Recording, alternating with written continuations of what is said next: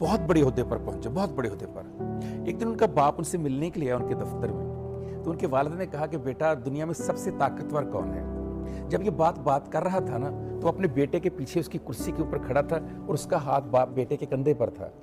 तो उसके बेटे ने कहा, अब दुनिया का सबसे ताकतवर शख्स मैं हूँ। उसके बाप को बड़ी हैरानी हुई। उसने फिर कहा, बेटा, दुनिया का सबसे ताकतवर शख्स कौन है? फिर सोचो। उसने कहा, मैं हूँ। तो उसका बाप रंजीदा सा हो गया। वो चल के दरवाजे तक पहुंचा। जब दरवाजे पर पहुंचा, उसने कहा, एक बार फिर पूछ लूं। वो मुड़ा, उसने कहा, बेटा, दुनिया के सबसे ताकतवर शख्स कौन है? उसने कहा, बाबा, आप हैं।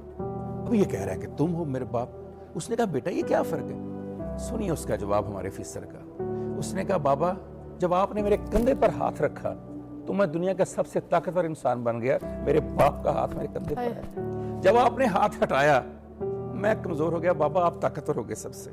ये वो हाथ होता है दस्ते शफकत बाप का, कि जिस घर में ऊपर हो, जिस औरत के ऊपर हो, जो उसकी बीवी होती है, जो उसकी बहन होती है, जो उसकी बेटी और बेटा होता है, जब तक वो हाथ रहता है आपके ऊपर, आप दुनिया के सबसे ताकतवर शख्स होते हैं। क्या दुनिया का जो पहला इंसान बनाया गया, क्या वो बाप नहीं था? हजरत आदम अलैहिस्सलाम। जो इंसानियत का आगाज हुआ, जो इंसानों का आगाज हुआ, जो तख्लीक है वो तो औरत करती है, लेकिन रब पहले मर्द को पैदा कर रहा है। इसलिए पहले मर्द को पैदा किया, ये बताने के लिए कि उस औरत की हिफाजत के लिए, तहफ़्फ़ुज़ के लिए मुझे